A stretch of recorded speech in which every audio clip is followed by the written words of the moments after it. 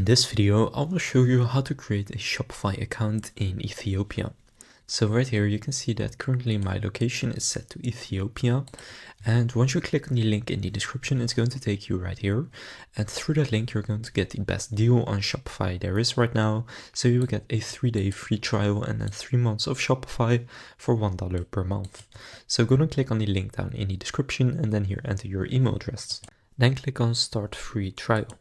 Then from here you can see my location is set to Ethiopia and you will get the 3-day free trial, then 3 months for $1 per month. Now to create your account, all you need to do is now just enter a password that you want to use to sign in with. Then click Create Shopify Account. Now it will take you to Shopify and you can just go through the onboarding or click I don't want help setting up. And now as you can see, I will be taken directly onto my Shopify store where I can then start selling products. So now you know how to create a Shopify account in Ethiopia. Now again, if you want to claim the deal that I mentioned earlier, you can sign up through the link down in the description. If this video was helpful, please consider leaving a like and subscribing to my channel. With that being said, I will see you in the next video.